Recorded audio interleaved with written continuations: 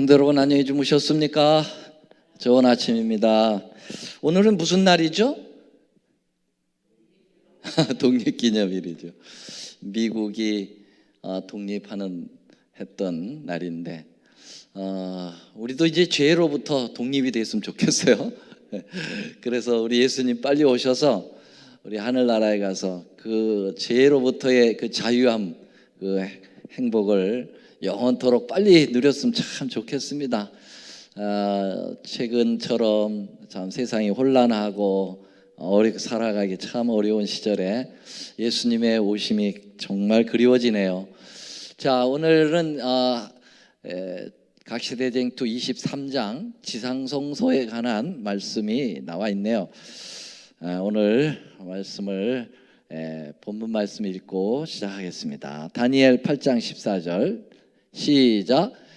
그가 내게 이르시되 2300주야까지니 그때 성소가 정결하게 함을 입으리라 하였느니라. 우리 재림운동 하시는 분들이 이제 이 윌리엄 밀러를 주축으로 해서 이렇게 계산을 해서 이 다니엘 8장 14절에 2300주야가 1844년에 이제 10월 22일에 마친다라고 하는 그 예언의 날짜를 잡았는데, 그것을 여기 성소가 정결함을 입으리라고 하는 요 성소 정결을 이제 지구로 보아가지고 예수님이 이 땅에 오심으로써 이 지구가 정결하게 된다라고 이렇게 해석을 했다고 그랬죠. 근데 그 해석은 적용이 잘못됐다. 모든 날짜 이 연도 해석은 정확하게 잘 했는데 적용을 잘못했다. 이 성소가 지구가 아니고 이 성소 정결은 하늘 성소를 우리 예수님께서 정결하기 위하여 그곳으로 이제 이동하시는 장면이었는데, 어제도 안식일 설교에서 말씀을 드렸습니다마는 예수님께서 십자가에 달려 돌아가시고 3일 만에 부활하셔서 승천하셔가지고 바로 하늘 성소로 가셨다가 그 다음에 지성소로 들어가시는 그 순간이 바로 2300주야라고 표현할 수가 있겠고요, 1844년이라고 볼 수가 있겠습니다. 그래서 이제 대실망을 겪게 되죠. 이 대실망을 겪게 될 것에 대하여 성경은 미리 예언을 했습니다. 어디에서요? 다니엘 10장에서 예언을 한 바가 있죠. 다니엘서는 우리가 아시는 대로 약 BC 605년 경의 기록을 한 것으로 보면은 이 대실망이 있기 전 거의 몇 년 전입니까? 거의 2000년이 2000년까지는 안 되고요. 거의 1900년 정도, 1800, 1900년이 지난 그러한 상황에 있거든요. 그러니까 이 다니엘서는 굉장히 오래된 책이에요. 그 책에 이미 이 재림운동에 쓰라린 그러한 아픔, 실망의 경험을 할 것을 미리 다니엘은 예언을 했습니다. 그 계시록에 죄송합니다. 이 계시록이네요. 제가 다니엘 작은 책이 다니엘이고 계시록은 요한이 기록을 했고 약 AD 98년에서 100년경이니까 약 1800년 정도 전에 이제 예언을 했네요. 자, 여기 보면은 9절부터 보면 내가 천사에게 나아가 작은 책을 달라 한즉 천사가 가로되 갖다 먹어버려라. 이 작은 책은 무슨 책이라고 그랬죠? 다니엘서라고 그랬죠. 다니엘서를 먹으라는 얘기는 성경에서 책을 먹으라는 거는 말씀을 섭취하라, 그런 거, 말씀을 읽고 이해하라, 그런 뜻이죠. 에레미야서 18장 19절에도 주의 말씀을 내가 얻어먹었사오니 라고 이렇게 말씀을 먹는 거로 표현했지 않습니까? 그래서 이 작은 책인 다니엘서를 먹었는데 입에서는 어떻게 됐습니까? 꿀같이 달았죠. 그 말은 뭐냐면 첫 번째 이 다니엘서를 해석을 해서 2300주야를 해석을 했을 때 그 재림운동이 얼마나 꿀처럼 달았는지 거의 그 10만 명 이상의 사람들이 동참하면서 그 행복에 겨워서 재림운동을 일으켰습니다. 정말 폭발적이었죠. 그때 당시에 그 숫자로 보면은 센세이션을 일으켰다. 이렇게 볼 수가 있겠고요. 그게 이제 북미주뿐만 아니라 남미 그리고 북아프리카 그다음에 유럽에 이르기까지 이제 번져 나갔을 때 그 모습은 굉장한 정말 모습이었습니다. 그런데 이제 이렇게 대실망을 겪어서 배에 들어가서는 굉장히 쓰게 되었다. 그 이제 이게 계시록 10장이 재림운동에 관한 경험을 예언을 한 것으로 우리는 여겨집니다. 자, 그래서 계시록 그 10장 마지막 부분 11절, 10장 11절이 이제 맨 마지막 절인데 맨 마지막 절에 이런 말을 하고 있습니다. 저가 내게 말하기를 내가 많은 백성과 나라와 방언과 임금에게 노란 글씨 한번 다시 읽어볼까요? 다 같이요. 시작. 다시 예언하여야 하리라 하더라. 왜 다시 예언을 해야 되죠? 네, 잘못 적용을 했어요. 그래서 다시 이 예언을 연구하고 이것을 다시 해석을 해야 될 필요가 있기 때문에 그 요한을 통하여 주님께서 그 계시를 허락을 하신 거죠. 자, 그러면은 11장으로 넘어갑니다. 바로 이제 10장에서 그 다음 장 11장으로 넘어가면은 그 예언할 부분이 어디냐라는 것을 나와 있어요. 또 내게 지팡이 같은 갈대를 주며 이렇게 얘기했는데, 여러분 갈대를 준다고 하는 말은 옛날에는 그 자가 뭔지 알죠? 자를 뭐라고 그래요? 30cm 자, 20cm 자. 이 자를 옛날에는 갈대로 만들었어요. 오늘날은 뭐 대나무로, 예전에 우리 학교 다닐 땐 대나무로 만들었고 요새 뭐 플라스틱으로 만들었지만은 옛날에는 이제 갈대를 만들어 가지고 그 갈대로 이렇게 메이저했죠. 메이저. 근데 여기 갈대 같은 지팡이를 가지고 어떻게 했냐면 하나님의 성전과 제단과 그 안에서 경배하는 자들을 청량하되, 청량이란 말은 것은 메이저 한다는 말이에요. 잰다는 얘기죠. 다시 말하면 다시 예언해야 될 부분을 어디를 예언해야 되느냐면 성소를 예언하라고 하는 것이었어요. 성소를 다시 예언해서 해석해야만 제대로 된 성경 해석, 다니엘서 2300주야가 해석이 된다 말이죠. 그러니까 2300주야까지니 성소가 정결함을 입으리라 할 때 그 성소 부분을 잘못 해석했구나 라는 부분을 지적해 준 거죠. 그래서 대실망을 겪은 그 무리들이 다 떨어져 나갔다고 그랬죠. 10만 명에서 약 100명에서 200명 남짓 남았습니다. 그런 소수의 무리들이 남아가지고 이 사람들은 분명히 예언이 정확하게 해석은 됐는데 적용이 뭔가 잘못됐구나를 깨달았던 분들이죠. 그래서 기도하고 또 기도하고 하나님께 갈급한 심령으로 매달리면서 어디가 잘못된 겁니까 도대체? 라고 그들이 기도하던 가운데 드디어 이 성소 부분에 대하여 잘못됐다는 걸 깨닫게 되는 사람이 최초로 하이람 에드슨이라는 분이었죠. 이 하이람 에드슨이라고 하는 이분은 감리교회 출신입니다. 감리교회에서 재림운동에 참여했던 지도자인데 목사님입니다. 이 목사님이 그 실망한 사람들을 그래도 찾아다녀야 될 거 아니에요, 목회자로서.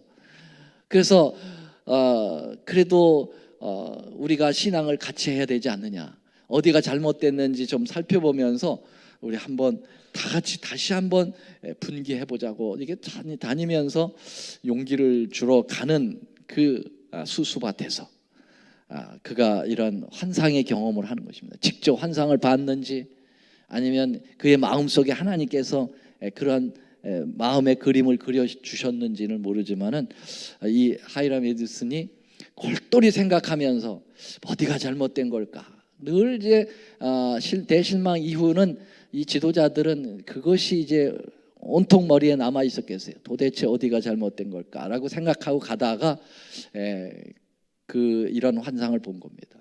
대제사장으로서 예수님이 옷을 입으시고 성소에서 지성소로 이렇게 넘어가는 장면이 그의 머리에 탁 떠오른 거죠. 그래서 그는 집에 돌아가서 성경을 펴기 시작합니다. 그리고 레위기서, 그 다음에 다니엘, 요한계시록, 그리고 히브리서까지 연결을 해서 예수님이 지상으로 내려오시는 것이 아니라 바로 하늘 성소에서 지성소로 들어가서 성소 정결 작업인 바로 우리를 중보하시는 정결의 작업을 하신다라고 하는 것을 그는 깨닫게 되는 거죠. 그래서 그 대실망한 사람들을 불러서 모아가지고 자기가 깨달은 부분을 설명하게 됩니다. 그러면서 다시 그들이 예언을 하게 되는 것이죠. 다시 예언을 해석하게 되는 것입니다. 그러면서 이제 출생한 교회가 제7안식 예수 재림교회가 되게 되는 것입니다. 그때서부터는 이제 재림교회의 모습이 띄어지게 되는 것입니다. 그 전까지는 재림교회라고 할 수가 없었죠.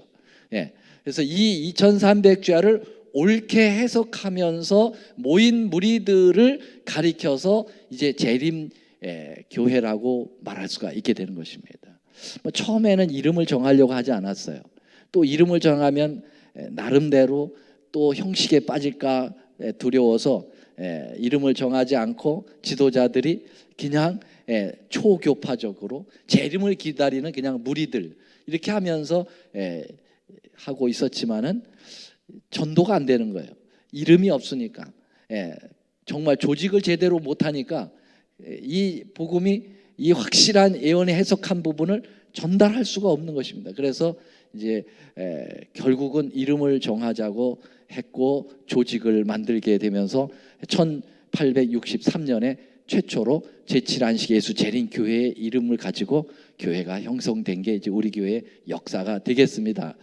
그래서 각시대 대쟁투는 이 성소를 다시 해석해서 일어난 교회가 재림교회이기 때문에 이 성소 부분을 각시대 대쟁투 간단하게 다시 다루었습니다. 그래서 우리는 성소에 대하여 많이 공부하고 있지만 각시대쟁투의 이 진도상에 성소를 얘기하기 때문에 다시 한번 리뷰를 좀 하려고 합니다. 성소로만 가지고 공부하다 하더라도 1년 내지 6개월 내지 1년을 해야 돼요. 저희는 한 학기 공부를 했는데요. 한 학기 가지고 택도 없죠. 그런데 그 한 학기 공부하는 것을 그 3시간 내지 4시간 안에, 그러니까 3번 내지 4번 안에 이 새벽 기도 시간에 성선을 쭉 리뷰하겠습니다. 굉장히 짧으면서도 핵심만 좀 살펴보면서 넘어가려고 합니다. 제가 그냥 진도를 좀 넘어가려고 했는데 이왕 여태까지 쫙 우리가 각시대쟁투를 그 두꺼운 진도를 이렇게 해나왔는데 이 부분을 딱 떼고 넘어가기가 좀 아쉬웠어요. 그리고 성소라고 하는 부분은 너무 중요하기 때문에 우리가 간단하게 리뷰를 해서 이 부분을 지나가야 되겠다 이렇게 생각을 해서 제가 앞으로 3-4시간을 다루게 될 겁니다. 오늘 이제 지상성소의 부분에 성막들까지 좀 다루고요. 그 다음에 이제 성소 다루고, 그 다음에 지성소 다루고, 그 다음에 하늘 성소 다루고 이렇게 해서 4번의 성소론을 아주 간단하게 요약해서 배울 테니까요. 여러분들이 복습하는 의미로 한번 함께 공부해 보겠습니다. 이 성소는 이렇게 모든 이스라엘 백성들의 진영 한복판에 있었습니다. 그리고 그 성소로 나가는 길은 항상 잘 고속도로로 닦여 있었다는 거죠. 왜 그러냐면은 죄 지은 인간들이 빨리 가서 속죄하고 용서함을 받는 그러한 모습을 띠게 되었습니다. 그래서 성소는 이스라엘의 중심적 기구라고 볼 수가 있겠죠. 성소는 이렇게 되어 있습니다.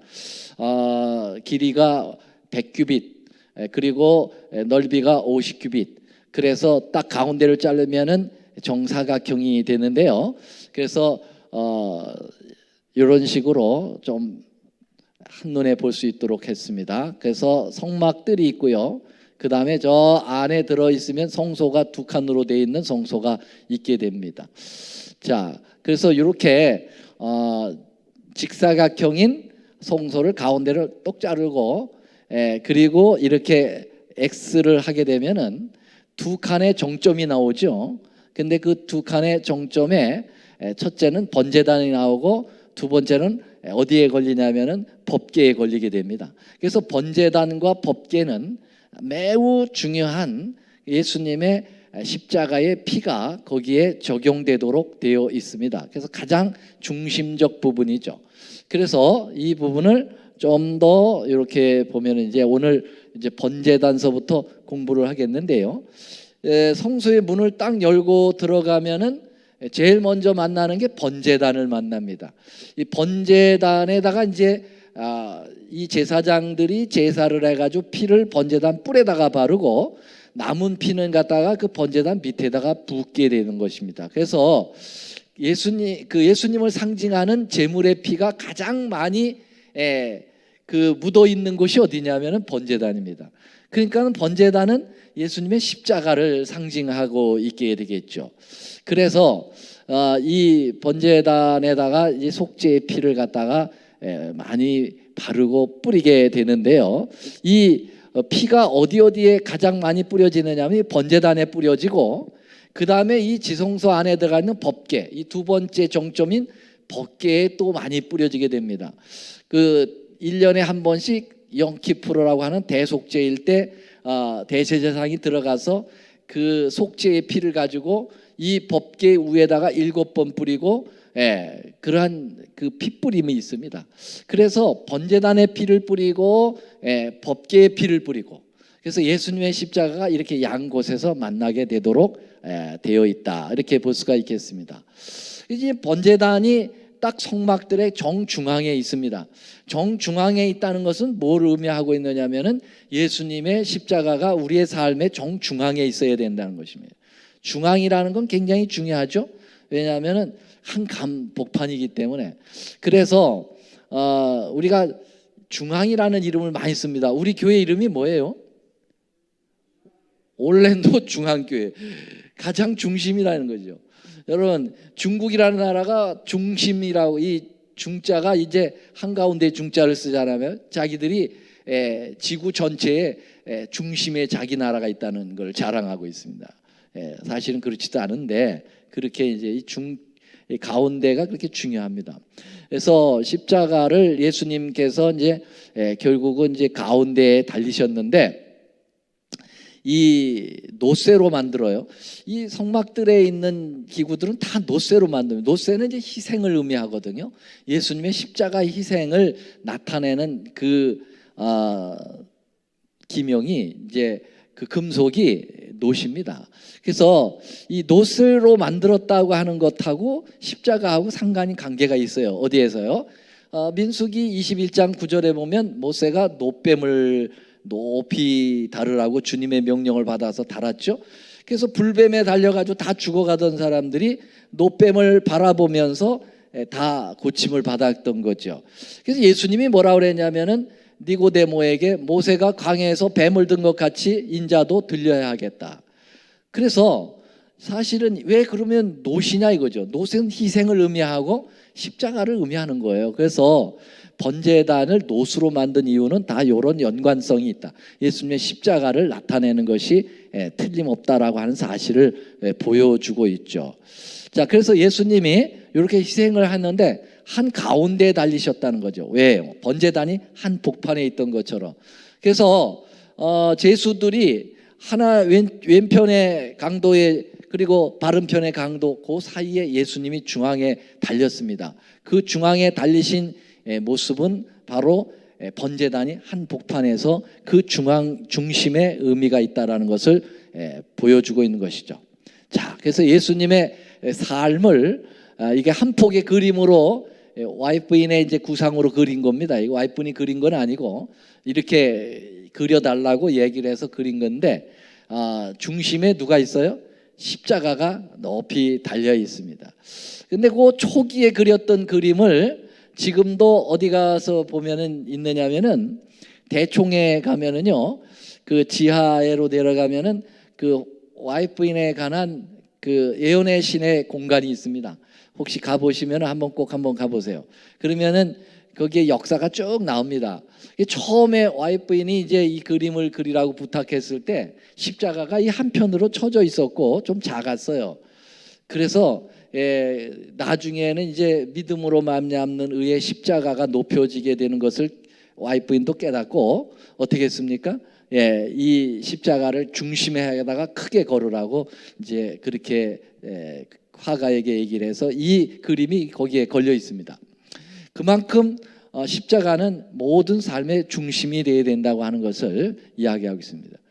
얘는 누굽니까? 김연아죠? 김연아가 중간에서 울고 있어. 왜 울어요? 감격해서. 금메달입니다. 금메달이 옆에 섭니까? 가운데 섭니까? 가운데 섭니다. 그래서 이 가운데라는 건 최고의 우승을 얘기하는 겁니다. 예수님이 가운데에 달리셔서 믿음으로 승리하셨다고 하는 사실을 십자가에서 보여주고 있는 것이죠. 그래서 그 교육이라고 하는 영감의 글에 보면은 갈발이 십자가로부터 흘러나오는 빛을 통하여 연구하지 않으면 안 된다. 모든 창세기서부터 요한계시록까지 모든 것을 갈발이로 중심으로 해서 해석을 하라. 그런 표현이죠.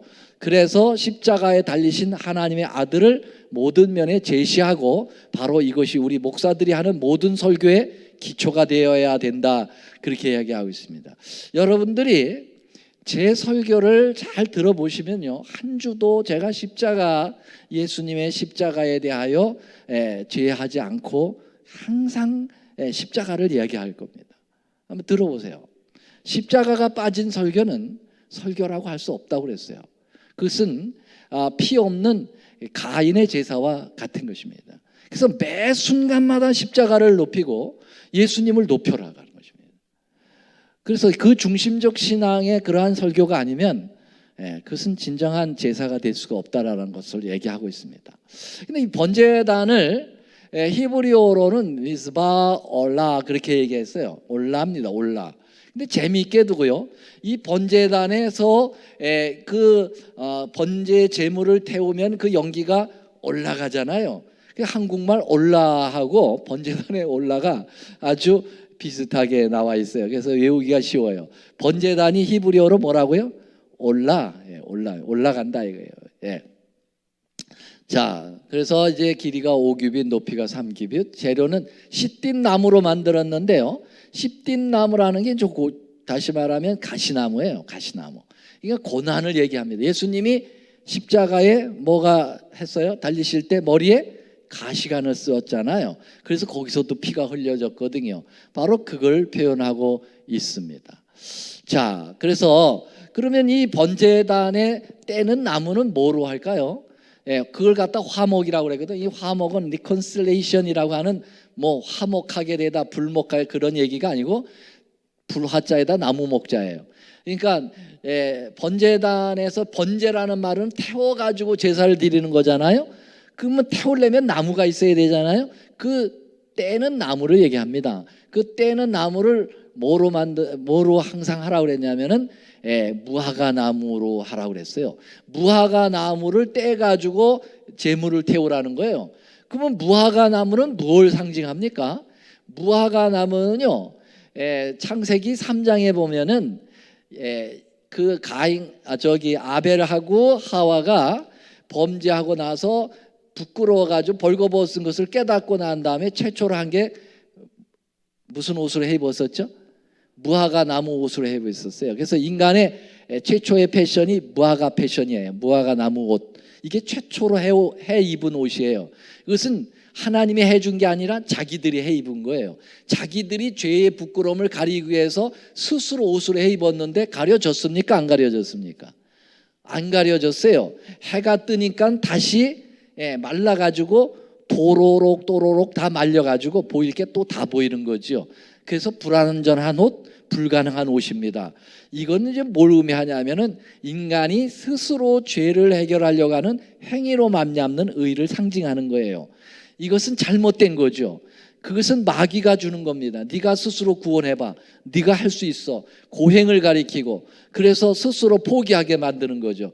또 조금 잘했다고 하면 교만하게 만드는 거죠. 인간은 스스로 죄를 해결할 기능이 없다는 걸 가르쳐주는 겁니다. 그러니까 이 행위로 말미암는 의를 상징하는 나무는 떼어가지고 불태워 버려야 된다는 것을 상징하는 것입니다. 아주 성서를 공부해 보면요, 과학적이고 합리적이고 아주 수학적입니다. 자, 여기 보면 그래서 무화과 나무 옷을 해 입었는데 이게 잘못된 거죠. 그래서 예수님께서 공생애 하실 때 시장해 가지고 멀리 보니까 무화과 나무에 열매가 많이 달린 것으로 생각할 만큼 입이 무성해. 그래서 가서 먹을 게 있나 보니까 열매는 하나도 없고 뭐만 많아요? 잎사귀만 무성이 많아. 그래서 예수님이 그 나무를 저주했습니다. 어떤 사람들은 아니 예수님이 성격이 좀 아주 그러시네. 왜냐하면은 어떻게 이성도 없는 나무를 갖다가 그렇게 저주를 하실 수가 있는가? 그건 실물 교훈이었어요. 이게 이스라엘의 그때 당시의 신앙 상태였습니다. 잎만 많아 열매가 없어. 형식이 많은 그러한 정말 알맹이도 없는 겉만 번지르게 한 유대의 그 신앙, 이 신앙을 저주한 겁니다. 잘못됐다는 거죠. 오늘날도 마찬가지입니다. 우리가 겉만 번지르한 신앙은 이제 결국은 말라버리게 된다는 것이죠. 그것을 상징하고 있습니다. 자, 그래서 이 가죽옷을 대신 가져왔죠. 여러분들이 아시다시피 가죽옷은 하나님이 직접 가져오신 거예요. 인간이 스스로 한 게 아니에요. 그래서 이 가죽 패션 옷은 완벽한 패션 옷이죠. 그래서 이 가죽 옷이 올 때 어떻게 왔습니까? 가죽 공장에서 나왔나요? 아닙니다. 그때 무슨 가죽 공장이 있겠어요?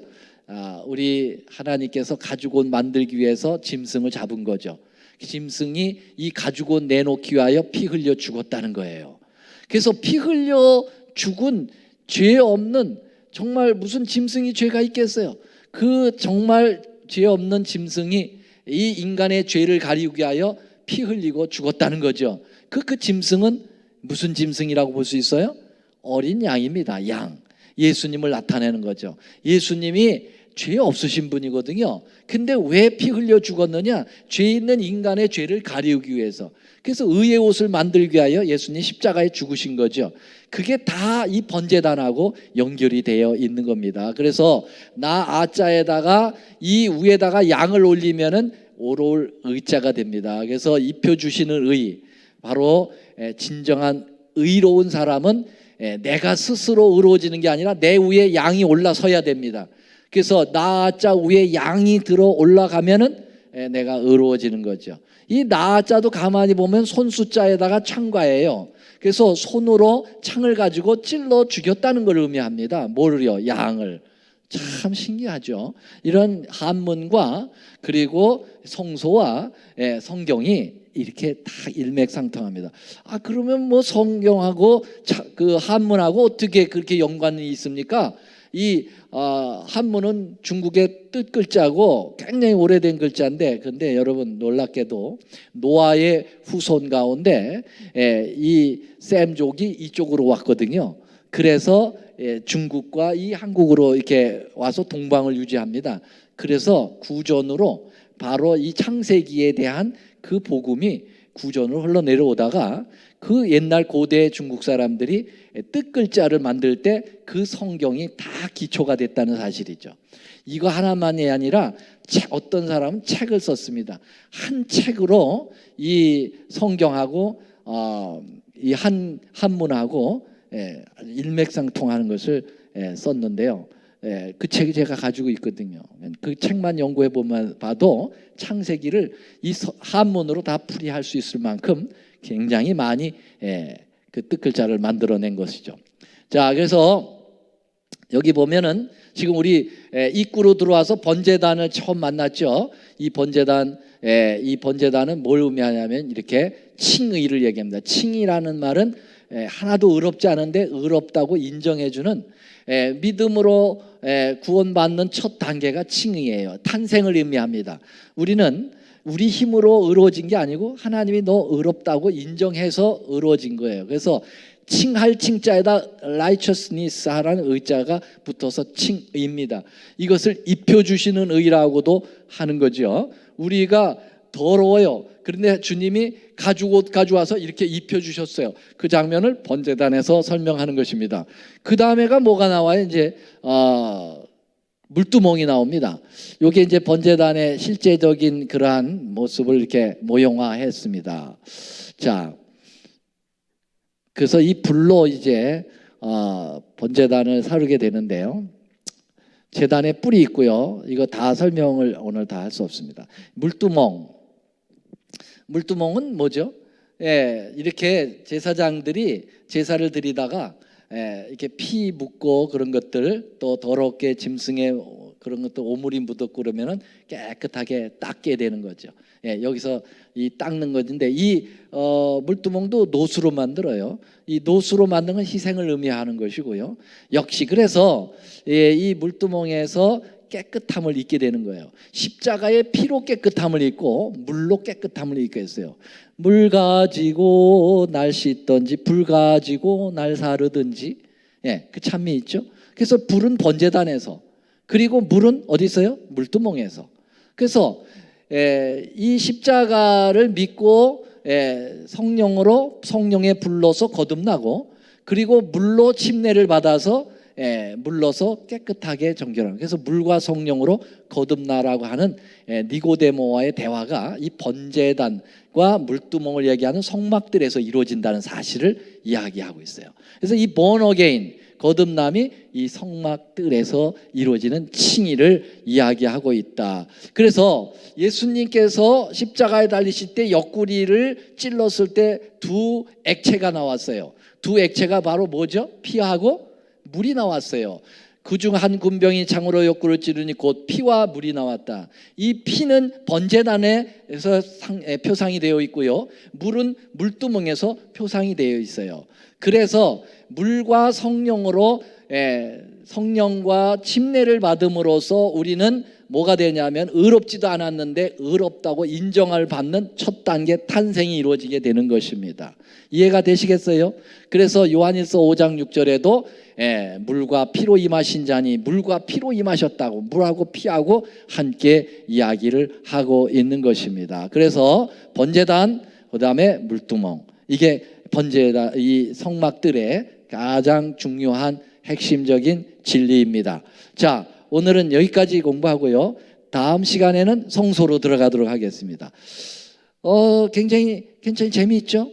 네, 상당히 머리에 들어갑니까? 네. 그래서 이 성소를 이렇게 공부하면은 아주 머리에 딱 구원의 원리가 딱 들어가고 예수님의 그 놀라운 구속의 원리를 이해할 수 있습니다. 빠지지 마시고 이 4번에 걸쳐서 하는 이 짧으면서 핵심인 이 특별한 성소론을 함께 하신 여러분과 제가 되기를 간절히 바랍니다. 감사합니다. 사랑의 주님, 감사합니다. 주님께서 우리에게 성소의 기별을 주셔서 고맙습니다.